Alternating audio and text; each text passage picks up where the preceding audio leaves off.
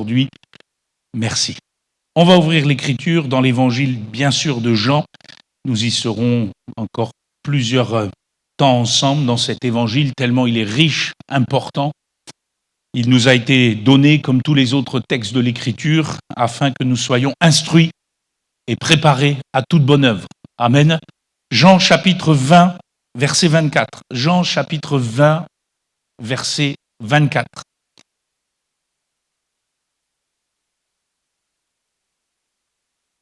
Il est dit ceci, Thomas, appelé Didyme, il y avait aussi des petits noms gâtés qu'on donnait à l'époque.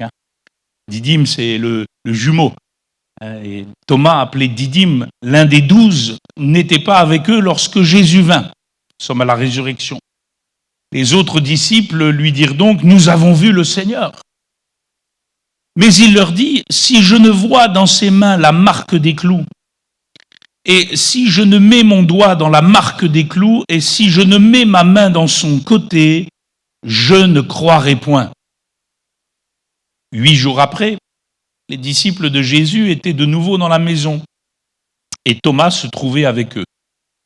Jésus vint, les portes étant fermées, se présenta au milieu d'eux, et dit, la paix soit avec vous. Puis il dit à Thomas, avance ici ton doigt et regarde mes mains, avance aussi ta main et mets-la dans mon côté et ne sois pas incrédule, mais crois. Thomas lui répondit, mon Seigneur et mon Dieu. Jésus lui dit, parce que tu m'as vu, tu as cru.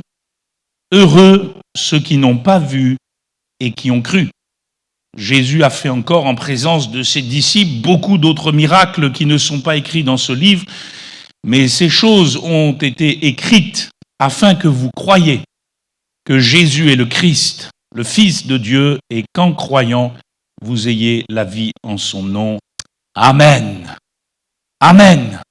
Résonance, écho de gloire, amplification divine, c'est le titre de cette grande série de messages de nos cultes que j'ai commencé avec vous depuis plusieurs semaines et qui, d'habitude, si vous êtes fidèles, commence toujours par l'introduction, le prologue.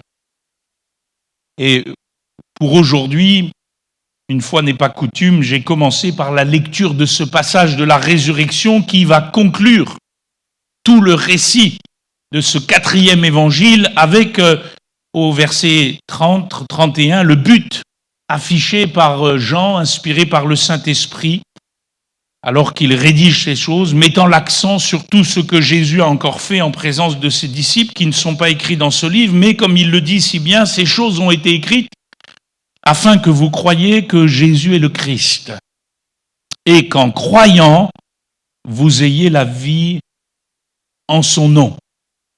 Thomas dit, je ne croirai point. Jésus lui dit, ne sois pas incrédule, mais crois. Parce que tu m'as vu, tu as cru, heureux ceux qui n'ont pas vu et qui ont cru. Ces choses ont été écrites afin que vous croyiez que Jésus est le Christ, le Fils de Dieu, et qu'en croyant, vous ayez la vie en son nom. Je pense que nous comprenons tous que le verbe croire est central dans ces quelques mots. C'est la finalité même que recherche Jean, inspiré par le Saint-Esprit, dans la rédaction de cet évangile. 2 fois, au verset 31, il l'emploie dans ce but. Il a opéré un tri parmi tout ce que Jésus a fait et il a, par l'Esprit, rédigé ces choses afin que nous les croyions et que nous puissions avoir la vie dans le nom du Fils de Dieu. Amen. Croire. En grec, pistéo, c'est un verbe. Et il y a son terme, son nom qui va avec pistis, que les traducteurs traduisent par foi, la foi. Si vous êtes un bon lecteur du 4e évangile, vous l'avez lu, vous remarquerez que Jean n'emploie jamais ce terme. Jean n'emploie jamais le terme foi. Il emploie toujours le verbe croire. Il y préfère le verbe plutôt que le terme parce que la foi peut être perçue parfois par des gens comme statique. J'ai la foi, diront certains, mais ils n'ont ni les œuvres, ni les actes qui la caractérisent. Et Jacques a dit, vous le savez, on ne joue pas à Jacques a dit ce matin, chapitre 2, verset 26, la foi sans les œuvres, elle est morte. Elle est inutile, vaine, vide. Elle est comme une coquille sans contenu, un corps sans âme. Ce n'est alors qu'une croyance et non une démarche. Ce n'est qu'une croyance et non un mouvement. Ce n'est qu'une croyance et non un acte de vie quotidien. Or, dans le 4e évangile, dans l'évangile de Jean, le disciple de Jésus-Christ n'est pas quelqu'un qui a la foi seulement. C'est quelqu'un qui croit et qui devient. J'en veux pour preuve cette fois-ci, et je le cite, le prologue, si votre Bible est ouverte, Jean chapitre 1, versets 11 à 13. Elle est venue chez les siens, parlant de Christ, parole faite chair, et les siens ne l'ont point reçue. Mais à tous ceux qui l'ont reçue, à ceux qui croient en son nom, elle a donné le pouvoir de devenir. Dans l'évangile de Jean, la foi est un acte de devenir. S'il n'y a pas de devenir, c'est pas la foi. À ceux qui croient en son nom, elle a donné le pouvoir de devenir enfants de Dieu, lesquels sont nés non du sang, ni de la volonté de la chair, ni de la volonté de l'homme, mais de Dieu. Amen. Et tout le témoignage de Jean-Baptiste au départ de cet évangile, mais aussi et surtout de Christ, lumière du monde qui éclaire tout homme, a ce but affiché. Croire pour devenir. Jésus dira, chapitre 10, verset 25, à ses détracteurs, ses opposants, ceux qui n'ont pas la foi, qui restent incrédules, il va leur dire, je vous l'ai dit, et vous ne me croyez pas. Verset 37, les œuvres que je fais au nom de mon Père rendent témoignage de moi. Si je ne fais pas les œuvres de mon Père, ne me croyez pas. Mais si je les fais, quand même vous ne me croyez point, croyez à ces œuvres, afin que vous sachiez et reconnaissiez que le Père est en moi et que je suis dans le Père. Amen. Croyez, c'est l'un des impératifs du 4e évangile. Un peu plus tard, chapitre 14, verset 11, dans son discours d'adieu à ses disciples réunis dans la chambre haute, Jésus dira « Croyez-moi, je suis dans le Père et le Père est en moi. Croyez du moins à cause de ses œuvres.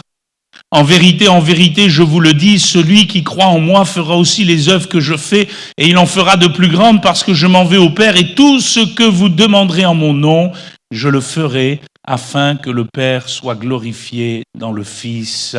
Amen. Ce matin, ensemble, on va faire résonner le verbe croire dans les pages du 4e évangile. Comment cette vérité est-elle accentuée ? Comment cette vérité est-elle amplifiée sous la plume de Jean, inspirée par le Saint-Esprit? Comment résonne-t-elle? Quand retirer de ces réverbérations pour chacun de nous aujourd'hui? J'aurais pu intituler mon message « Écho de foi ». Et je remarque que, premier point, les ambiguïtés de la foi dans lesquelles certains protagonistes du récit se retrouvent piégés. Il faut noter dans ce 4e évangile, et on va le voir ensemble, laissez votre Bible ouverte, que certaines personnes croient, mais ne répondent pas tout à fait de manière appropriée à la volonté de Dieu en Jésus-Christ. J'en veux pour preuve, regardez avec moi dans Jean chapitre 2, verset 23, les nombreux juifs qui se sont apparemment positionnés pour Jésus après que ce dernier ait chassé les vendeurs et les acheteurs du temple. Vous vous souvenez que Jésus a fabriqué un fouet pour chasser les animaux du temple. Et il est dit, Jean 2, 23, que pendant que Jésus était à Jérusalem, à la fête de Pâques, plusieurs crurent en son nom, voyant les miracles qu'il faisait. Mais Jésus ne se fiait point à eux, parce qu'il les connaissait tous et qu'il n'avait pas besoin qu'on lui rendît témoignage d'aucun homme, car il savait lui-même ce qui était dans l'homme. Amen. C'est bizarre. C'est étrange. Plusieurs croient en son nom. C'est écrit, non? Mais Jésus ne se fie pas à eux. Il semble ne pas avoir la foi adéquate, celle que Dieu recherche, la foi authentique, la foi véritable. Ces gens, au chapitre 6, regardez avec moi, sont rejoints par d'autres personnes, une foule assez nombreuse, qui ont, semble-t-il, eux aussi la foi, mais que Jésus n'accueille pas dans le cercle des siens. C'est cette fameuse foule qui a été nourrie par les pains et les poissons, qui ont été abondamment multipliés. Regardez au verset 14, ces gens, ayant vu le miracle que Jésus avait fait, disaient « Celui-ci est vraiment le prophète qui doit venir dans le monde ». Et vous remarquerez au verset 15 que Jésus va fuir loin d'eux. C'est bizarre, c'est étrange. Il semble être dans la foi. Il semble croire dans le Seigneur. Et Jésus se dissocie d'eux. Et on le comprend, verset 26, le lendemain, alors que ces gens l'avaient cherché partout, près du lieu où il avait multiplié les pains, et qu'ils ne l'ont trouvé seulement que de l'autre côté du lac, à Capernaum, Jésus va leur dire en vérité, je vous le dis, vous me cherchez non parce que vous avez vu des miracles, mais parce que vous avez mangé des pains, et que vous avez été rassasiés, travaillés, non pour la nourriture qui périt, mais pour celle qui subsiste pour la vie éternelle, et que le Fils de l'homme vous donnera, car c'est lui que le Père, que Dieu a marqué de son sceau. Alors que nous pensions que cette foule a la foi, celle-ci va répondre à cette interpellation du Maître en disant, verset 28, « Que devons-nous faire pour faire les œuvres de Dieu ?» Jésus leur répondit, « L'œuvre de Dieu, c'est que vous croyez en celui que Dieu a envoyé. » « Quel miracle fais-tu donc, lui dirent-ils, afin que nous le voyions et que nous croyons en toi? Que fais-tu? Nos pères ont mangé la manne dans le désert, selon qu'il est écrit, leur donna le pain du ciel à manger. » Nous connaissons tous la suite. On le verra encore dans nos études du vendredi soir. Jésus va leur expliquer qu'il est le seul vrai pain du ciel et que c'est son Père et non Moïse qui a donné la manne dans le désert. Cette explication de texte va échauffer les esprits de plusieurs au point que non seulement cette foule va démontrer qu'elle ne croyait pas vraiment en lui, mais aussi que plusieurs de ses soi-disant disciples qui le suivaient depuis tout un temps ne croyaient pas vraiment en lui et vont se séparer de lui. Au point que Jésus dira aux 12, « Et vous, ne voulez-vous pas aussi vous en aller ?» Au chapitre 7, tous ces incrédules vont être rejoints par d'autres gens qui, eux aussi, semble-t-il, de prime abord, basculent dans la foi. Alors que le dernier jour de la fête, Jésus, debout, va s'écrier, « Si quelqu'un a soif, Jean 7, 37, qu'il vienne à moi et qu'il boive. Celui qui croit en moi, des fleuves d'eau vive couleront de son sein, comme dit l'Écriture. » Il disait cela de l'Esprit que devaient recevoir ceux qui croiraient en lui, car l'Esprit n'était pas encore, parce que Jésus n'avait pas encore été glorifié. Des gens de la foule, ayant entendu ces paroles, disaient « Celui-ci est vraiment le prophète. » Là encore, semble-t-il que des gens basculent dans la foi. Or, nous connaissons la suite du texte. Si vous avez lu l'évangile de Jean, cette foule ne va pas manifester la foi authentique. Cela nous amène au chapitre 10, là encore dans une autre fête, dans laquelle Jésus se tient, fait très intéressant, la fête de la dédicace.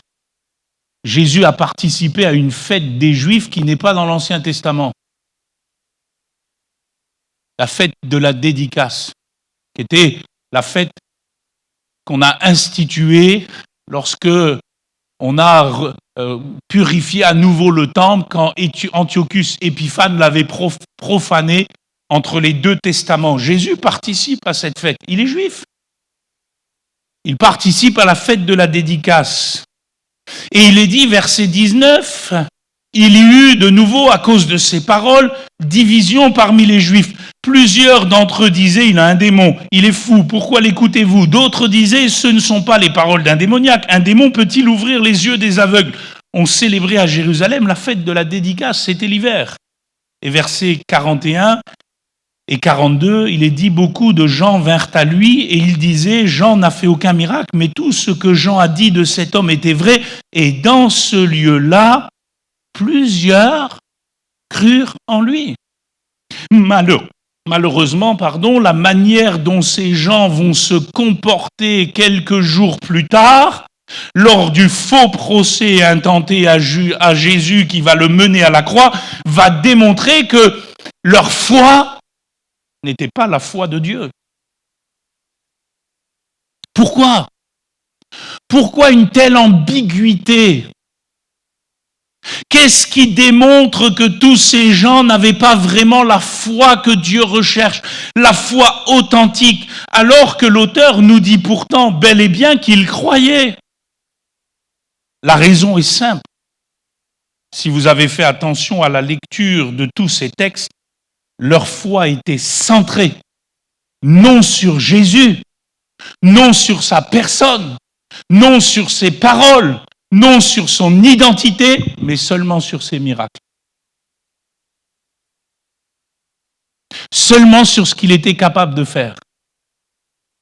Un peu comme Nicodème au départ, quand il rencontre le Seigneur de nuit, Jean chapitre 3, où il dit, Rabbi, nous savons que tu es un docteur venu de Dieu, car personne ne peut faire ces miracles que tu fais si Dieu n'est avec lui.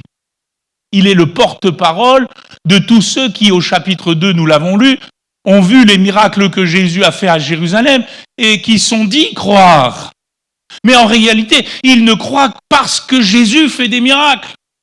Ils ne croient pas en lui, ils ne croient pas dans ses œuvres qui prouvent qui il est, ils ne croient pas dans ses paroles, ils ne croient pas dans son identité. Si nous lions tout cela à notre passage de la résurrection, où Thomas veut absolument voir pour croire, les choses s'éclaircissent. Frères et sœurs, si la foi n'est basée que sur la perception de l'œil, ce n'est pas la foi de Dieu. C'est le message fondamental du 4e évangile. Heureux ceux qui n'ont pas vu et qui ont cru. La foi conditionnée par le miracle est problématique. Pourquoi? Parce que si les signes s'arrêtent, tu vas perdre la foi? Si le Seigneur ne fait pas comme tu voudrais qu'il fasse, tu vas perdre la foi? Si le Seigneur ne fait pas de miracle dans ta situation, tu vas perdre la foi? Si le Seigneur t'amène là où tu ne veux pas aller, tu vas perdre la foi? Sur quoi est centrée ta foi?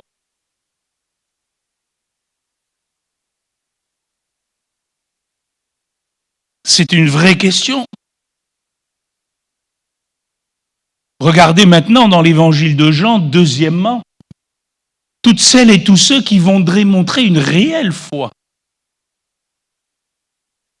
Et donc croire vraiment pour devenir enfants de Dieu. Vous remarquerez que ce sont ceux qui vont baser leur foi sur l'écoute plutôt que la vision. Sur la parole plutôt que sur les signes. C'est le deuxième point de ce message. Si vous étiez là vendredi, la première qui le démontre dans l'évangile de Jean, c'est la femme samaritaine. Quel miracle Jésus a-t-il fait à la femme samaritaine pour qu'elle croie en lui? Est-ce qu'il a soulevé miraculeusement l'eau du puits en faisant jaillir abondamment de l'eau pour cette femme qui était venue avec son seau et où elle-même disait le puits est profond? Jésus a-t-il fait un miracle pour elle? Non. Aucun. Et pourtant, elle est parvenue à la foi. Pourquoi? Parce qu'elle s'est attachée à la parole qui a révélé l'état de son cœur et à l'identité de Christ, le Messie qui pouvait changer son cœur. Et elle a vécu le plus beau des miracles et la transformation de sa vie. Au point qu'elle est allée, après cette riche et profonde conversation avec le Maître qui a transformé son existence, vers les siens, qu'elle fuyait d'habitude pour venir près de ce puits. Elle est venue leur parler de Jésus et de ce qu'il avait dit, de ce qu'il avait partagé. Et il est dit, prenez avec moi Jean 4, 39, plusieurs Samaritains de cette ville crurent en Jésus. Ah, ça change tout. Crurent en Jésus à cause de cette déclaration formelle de la femme. Il m'a dit tout ce que j'ai fait. Aussi, quand les Samaritains vinrent le trouver, ils le prièrent de rester auprès d'eux et il resta là 2 jours. Un beaucoup plus grand nombre crurent à cause de ces miracles.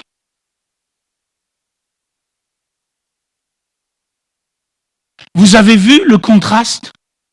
Ceux qui croient parce qu'ils voient des miracles et ceux qui croient à cause de la parole de Christ. Dans quel camp êtes-vous?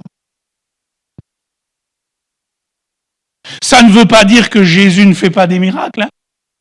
Mais si votre foi est conditionnée à ce que Jésus fait, je vous plains. Vous êtes les plus malheureux des hommes. Parce que si sur la terre Jésus ne fait plus rien, vous allez être où?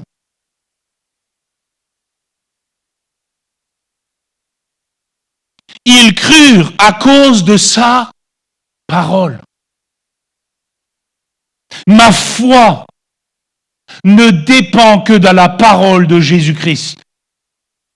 La foi vient de ce qu'on entend, et ce qu'on entend vient de la parole de Christ. C'est pour cela, frères et sœurs, que dans nos églises, le centre, c'est la parole de Christ. C'est pour cela que nous sommes évangéliques, parce que notre foi ne dépend pas des signes et des prodiges, bien que Jésus en fasse. Notre foi dépend de sa parole, et de sa parole uniquement. Notre foi dépend de ce qui est écrit, de ce que Jésus a dit. C'est la foi des Samaritains.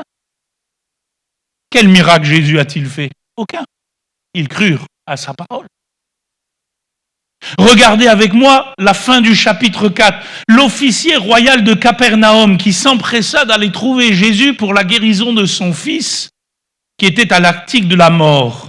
Il est dit, verset 46, Jésus retourna donc à Cana en Galilée où il avait changé l'eau en vin.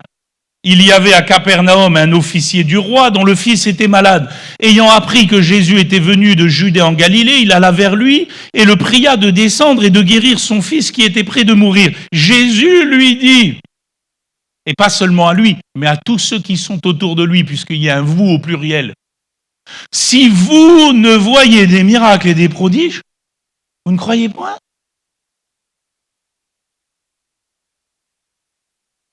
L'officier du roi lui dit, Seigneur, descends avant que mon enfant meure. Va, lui dit Jésus, ton fils vit. Et cet homme crut à la parole Il n'a rien vu.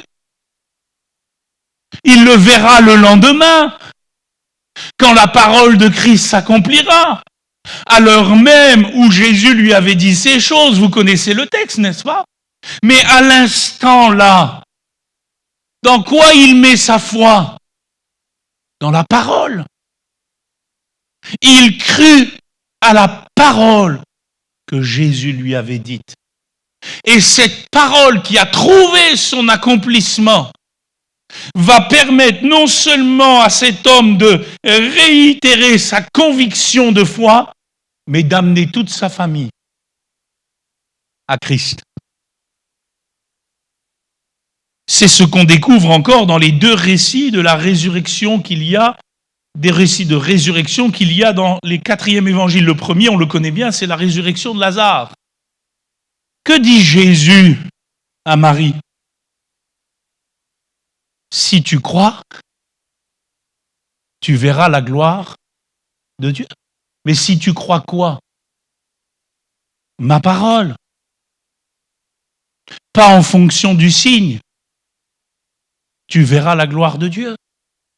C'est tellement fort que lorsque le miracle a lieu, regardez avec moi verset 45 de Jean 11, c'est seulement suite au miracle que plusieurs des Juifs qui étaient venus vers Marie et qui virent ce que fit Jésus, crurent en lui. Ça ne les a pas empêchés plus tard de crucifier Jésus. Croire en fonction du signe n'est jamais bon signe dans l'évangile de Jean, sans faire de jeu de mots. La preuve, Jean 12, verset 37. Voyez le message de Jean, il est profond, il est fort. Il traverse toutes les pages de ce récit. Malgré tant de miracles qu'il avait fait en leur présence, ils ne croyaient pas en lui. Afin que s'accomplisse la parole qu'Ésaïe le prophète a prononcée, Seigneur, qui a cru à notre prédication. Voyez, là encore, et on y reviendra, la foi, la parole, la prédication, la foi, l'écriture.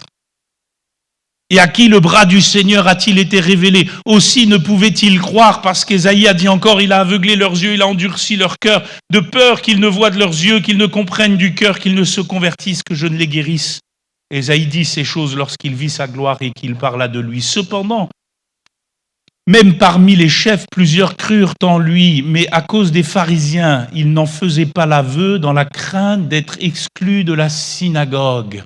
Oui, parce qu'à partir du moment où vous croyez en lui et en sa parole, vous allez devoir vous démarquer. Ça va vous coûter cher. Et ils vont pas voulu. Pourquoi? C'est terrible. Ils aimèrent la gloire des hommes plus que la gloire de Dieu. Or, Jésus s'est écrié, celui qui croit en moi, croit non pas en moi, mais en celui qui m'a envoyé. Et celui qui me voit, voit celui qui m'a envoyé.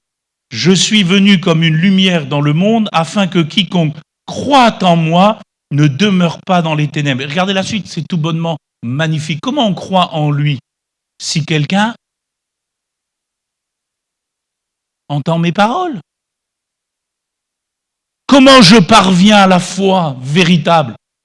Par la parole. Malheureusement, si quelqu'un entend mes paroles et ne les garde point, ce n'est pas moi qui le juge, car je suis venu non pour juger le monde, mais pour sauver le monde. Celui qui me rejette et qui ne reçoit pas mes paroles à son juge, la parole que j'ai annoncée, c'est elle qui le jugera au dernier jour. Amen. Tout est dit ici. C'est la première conclusion de l'évangile de Jean dans la première partie. C'est la parole de Christ qui doit être le cœur de notre foi et non les signes et les miracles. Pourquoi? Parce que c'est sur notre réception, notre acceptation et notre vécu de la parole de Christ que nous serons jugés au dernier jour. Et non sur nos expériences dans la foi. Tu pourras essayer de dire au Seigneur, mais j'ai vécu des grandes expériences avec toi. J'ai vu le miracle de Tata Yo-Yo. Mais le Seigneur, il te dira, mais qu'est-ce que tu as fait de ma parole? Notre propre juge, c'est la parole de Christ. Ça vous rappelle un texte, n'est-ce pas? Ceux qui me disent « Seigneur, Seigneur », n'entreront pas tous dans le royaume des cieux, mais celui-là seul qui fait la volonté de mon Père qui est dans les cieux. Et je vous pose la question, comment on peut faire la volonté du Père qui est dans les cieux si ce n'est en obéissant à la parole de Christ? Plusieurs me diront en ce jour-là, « Seigneur, Seigneur, n'avons-nous pas prophétisé par ton nom ?» C'est terrible. Il y a des pentecôtistes qui ne seront pas au ciel.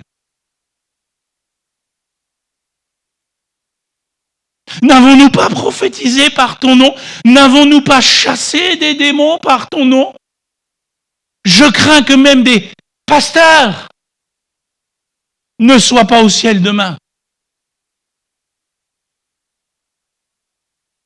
N'avons-nous pas fait beaucoup de miracles par ton nom?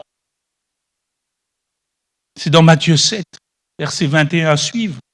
Alors je leur dirai ouvertement, je ne vous ai jamais connu. Retirez-vous de moi, vous qui commettez l'iniquité. Et regardez la suite, verset 24 me semble-t-il. C'est pourquoi, en français, c'est pourquoi va lier les deux textes. Vous êtes d'accord avec moi? C'est un pont, le c'est pourquoi. C'est sur ce qui est dit avant, on ajoute quelque chose. Et Jésus parle de quoi à ce moment-là? Non pas des miracles, non pas des signes, de sa parole. Parce que la foi authentique, c'est la foi dans la parole de Christ. Quiconque entend ces paroles que je dis et les met en pratique sera semblable à un homme prudent qui a bâti sa maison sur le roc. Vous connaissez la suite, n'est-ce pas? Le vent, le souffle, le cyclone. Mais il a tenu bon. Pourquoi? Parce que sa foi était fondée sur la parole. Mais celui qui entend ces paroles, mais ne les met pas en pratique, quand bien même il chasse des démons, quand bien même il prophétise, quand bien même il voit des miracles, quand bien même il fait des miracles, s'il ne les met pas en pratique, c'est un fou. Parce qu'il a fondé sa foi sur quelque chose qui ne dure pas. Sur quoi est fondée ta foi? C'est à méditer sérieusement. On le voit dans le deuxième récit de résurrection dans l'évangile de Jean, cette fois-ci celui de Jésus. Non plus de Lazare, mais de Jésus. Regardez avec moi Jean 20, verset 1er. Le premier jour de la semaine, Marie de Magdala se rendit au sépulcre dès le matin comme il faisait encore obscur. Elle vit que la pierre était ôtée du sépulcre. Elle courut vers Simon-Pierre et vers l'autre disciple que Jésus aimait. Et il leur dit, ils ont enlevé du sépulcre le Seigneur. Nous ne savons où ils l'ont mis. Pierre et l'autre disciple sortirent. Ils allèrent au sépulcre. Ils couraient tous deux ensemble. Je ne sais pas s'ils se faisaient des croche-pattes. Mais l'autre disciple courut plus vite que Pierre. Il arriva le premier au sépulcre, s'étant baissé, il vit les bandes qui étaient à terre. Cependant, il n'entra pas. Simon-Pierre, qui le suivait, arriva et entra dans le sépulcre. Il vit les bandes qui étaient à terre et le linge qu'on avait mis sur la tête de Jésus, non pas avec les bandes, mais plié dans un lieu à part. Comme je dis toujours sur ce texte-là, comme il y a des enfants, Jésus a fait son lit avant de sortir. Alors l'autre disciple, qui était arrivé le premier au sépulcre, entra aussi. Il vit et il crut. Car il ne comprenait pas encore que selon l'Écriture, Jésus devait ressusciter des morts. Regardez bien la résurrection de Jésus. Vous avez trois réactions différentes à cause de ces trois protagonistes. Premièrement, Marie de Magdala. Elle met un temps fou à croire dans le Seigneur. Il faut qu'elle reste encore après cela. Il faut qu'elle voie le Christ glorifié. Elle pensait même que c'était le jardinier. Et il faut qu'elle s'accroche à lui. Au point que Jésus est obligé de lui dire, écoute, cesse de me toucher, ne me touche pas, je ne suis pas remonté vers mon Père, mais va dire à mes frères que je les attends. Pierre, Il entre dans le tombeau, il en ressort aussitôt sans qu'il soit fait mention de quelconque foi dans son cœur. À ce moment-là. Pourquoi? Certainement parce qu'il est encore rempli de culpabilité d'avoir renié le maître tristement 3 jours plus tôt dans la cour du souverain sacrificateur et qu'il va lui falloir une rencontre particulière autour du feu avec le Christ ressuscité pour qu'il puisse devenir l'apôtre de la foi dans la prière et dans l'esprit. Mais celui qui m'intéresse ce matin, c'est ce disciple bien-aimé. Verset 8, vous avez vu, il entra lui aussi, il vit, il crut. Alors vous allez me dire tout de suite, vous avez vu, pasteur, il a dû voir pour croire. Enfin, je vous pose la question, il a vu quoi? Il a vu le rien.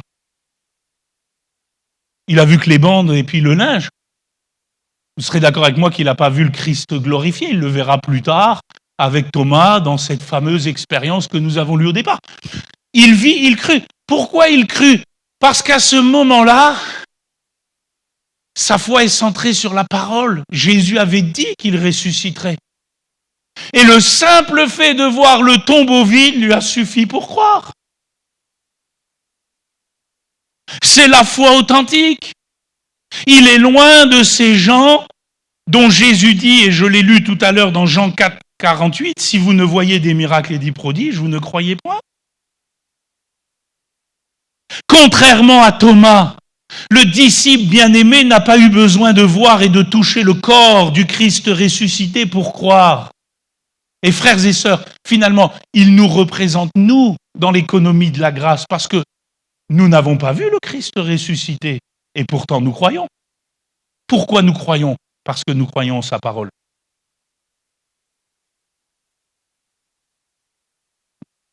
Il a vu le tombeau vide, il a cru, cela lui a amplement suffi. Pourquoi? Parce que sa foi était fondée sur la parole et sur la personne de Christ et non sur le signe et le miracle. Il est donc le témoin idéal, l'homme de foi par excellence. C'est certainement pour cela qu'il est anonyme dans le 4e évangile. Oh, dans la tradition de l'Église, on l'identifie à Jean. Mais il n'y a rien dans le texte, je vous mets au défi de me prouver dans le texte que c'est Jean. Il est le disciple bien-aimé. En réalité, il est le disciple par excellence. Il est le disciple que Jésus apprécie. Il est le disciple que Jésus veut voir dans sa communauté. Et j'en veux pour preuve. On aura un message dans quelques semaines que sur lui. Mais je vous livre en avant-première quelques bribes de ce message sur ce disciple bien-aimé. La première fois qu'on le rencontre dans le récit, c'est dans Jean 13. Il n'apparaît pas avant, non pas qu'il ne soit pas là. Dans le récit, il n'apparaît que dans Jean 13. Jean 13, c'est la chambre haute, c'est le discours de Jésus. C'est là où il a lavé les pieds de ses disciples et que Judas va sortir pour aller trahir le maître. On connaît tous cela. Mais regardez ce qui est écrit au verset 22. Les disciples se regardaient les uns les autres, ne sachant de qui ils parlaient. Jésus venait de dire que quelqu'un allait le trahir. Un des disciples, celui que Jésus aimait, était couché sur le sein de Jésus. Simon-Pierre lui fit signe de demander qui était celui dont parlait Jésus. Et ce disciple, s'étant penché sur la poitrine de Jésus, lui dit « Seigneur, qui est-ce » Jésus répondit, c'est celui à qui je donnerai le morceau trempé. Et en ayant trempé le morceau, il le donna à Judas, fils de Simon l'Iscariote. Vous connaissez la suite. Le point le plus important dans ce texte, c'est la position de ce disciple bien-aimé. Il est d'y être sur le sein de Jésus. Il est littéralement sur le kolpos du Christ. Le sein du Seigneur, la place de choix. Ça renvoie, ça fait écho au prologue où il est dit que le Fils unique venu du Père est dans le sein du Père. Littéralement, le Fils est dans le kolpos du Père. Et c'est extraordinaire parce que c'est ça que l'auteur veut souligner. Ce disciple bien-aimé, plus qu'une position physique de quelques heures dans un dîner, il est couché spirituellement sur le sein de Jésus, tout comme le Fils est couché sur le sein du Père. Il a calqué sa relation avec Christ de la même manière que Jésus a calqué sa relation avec le Père. Et je vous pose la question, quelle est la qualité de la relation entre le Fils et le Père? C'est une relation de parole et d'écoute. Jésus dit, je ne fais que ce que le Père me dit de faire. C'est pour ça qu'il est sur le sein du Père. Et si le disciple bien-aimé est sur le sein de Jésus, c'est parce qu'il est à l'écoute de Jésus.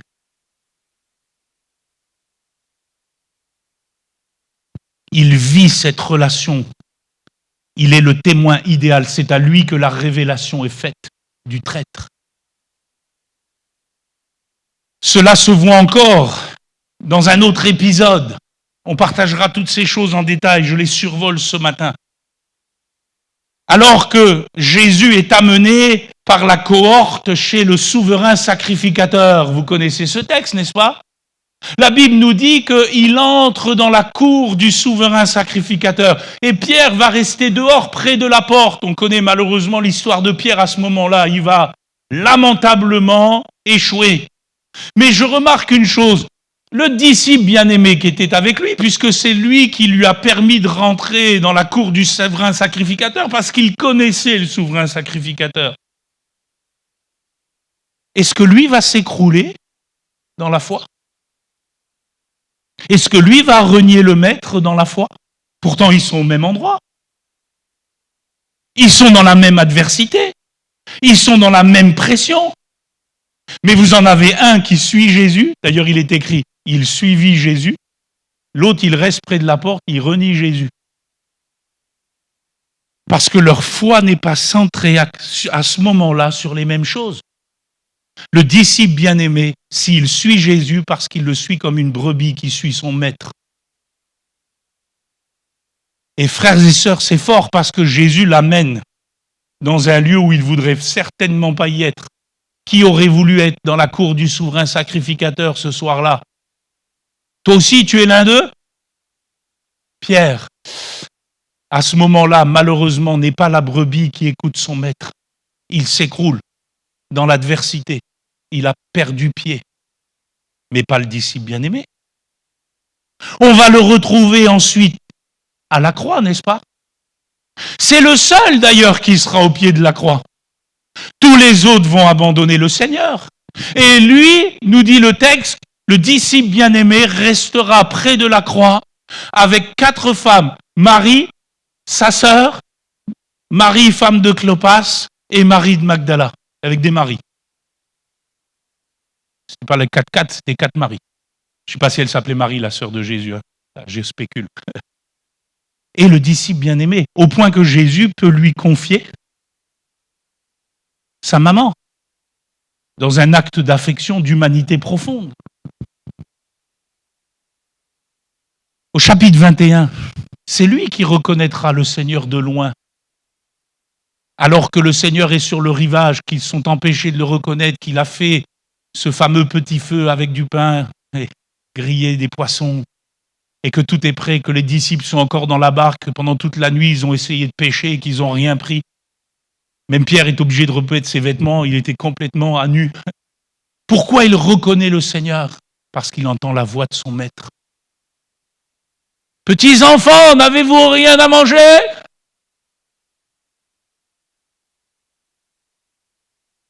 Quand ils vont voir ces choses après, qu'il est obéi à la parole, jetez votre filet. Ils obéissent à la parole. Ce n'est pas le signe qui fait la foi, c'est la foi qui permet au signe de s'accomplir. Le disciple bien-aimé dit, c'est le Seigneur. Il se jette à l'eau. Vous connaissez la suite. Au point que lorsque Pierre est restauré dans la foi par la parole de Christ,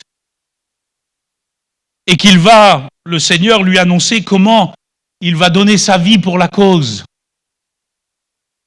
Ce disciple, Pierre, va se tourner vers le disciple bien-aimé en disant, et lui? Et Jésus va dire, si je veux qu'il demeure jusqu'à ce que je vienne, que t'importe, toi, suis-moi. Là-dessus, le bruit courut parmi les frères que ce disciple ne mourrait point. Ils étaient tous des créoles, là, celle-là dit l'affaire. Cependant, Jésus n'avait pas dit à Pierre qu'il ne mourrait point. Mais si je veux qu'il demeure jusqu'à ce que je vienne, que t'importe. C'est ce disciple qui rend témoignage de ces choses et qui les a écrites. Et nous savons que son témoignage est vrai. Jésus a fait encore beaucoup d'autres choses. Si on écrivait en détail, je ne pense pas que le monde pût contenir les livres qu'on écrirait. Si je veux qu'il demeure jusqu'à ce que je vienne. En réalité, je pense que subtilement, Jésus est en train de dire, voilà le disciple que je voudrais voir dans mon œuvre jusqu'à ce que je vienne. Le type de disciple qui me plaît. C'est pour ça qu'il est appelé le disciple bien-aimé. C'est pas qu'il est favori dans les 12.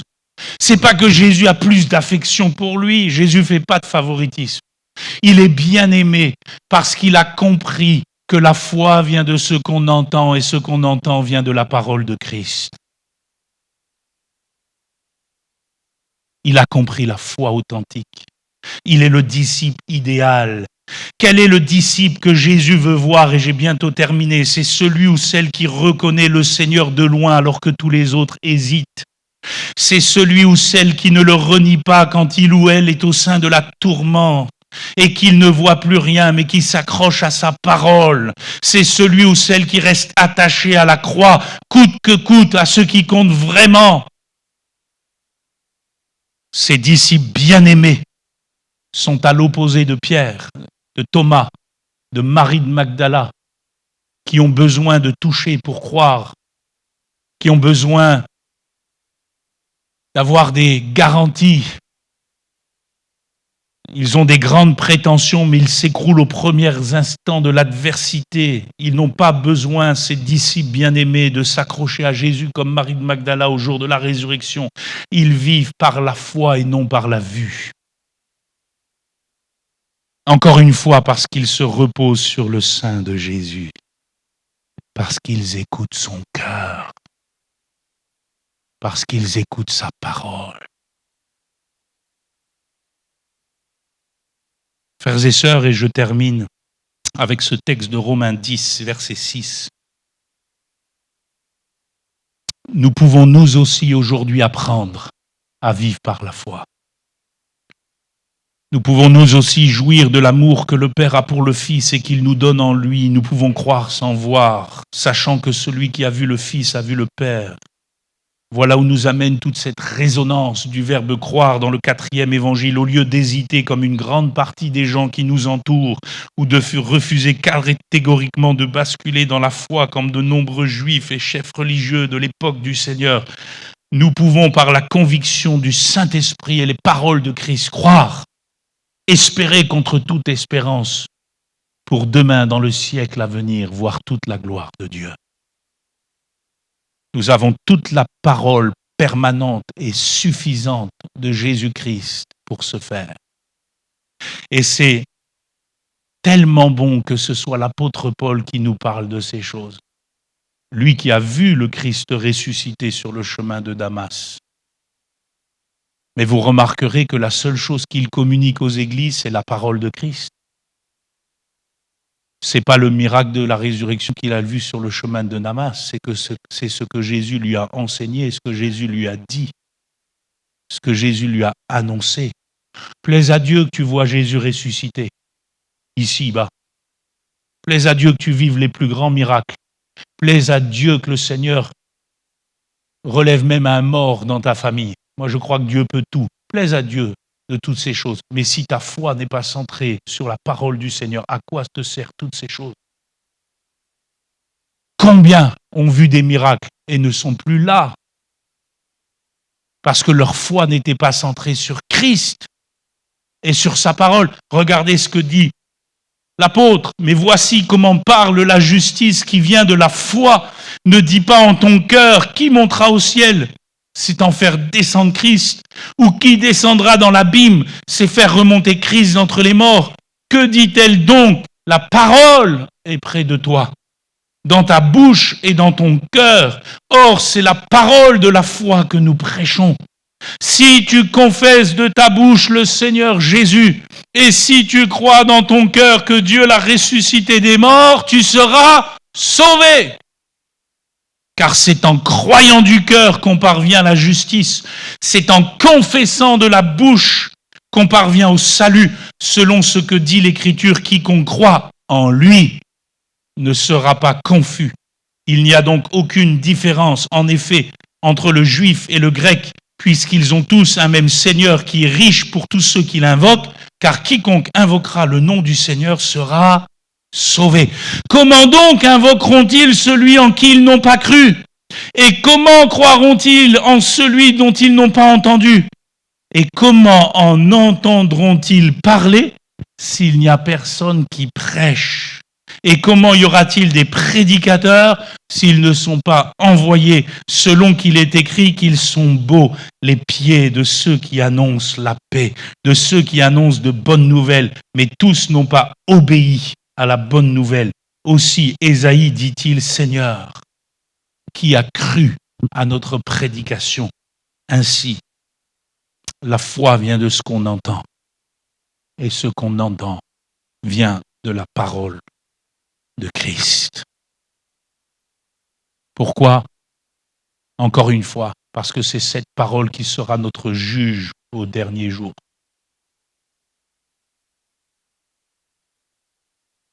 Attelle-toi à vivre de la parole de Christ.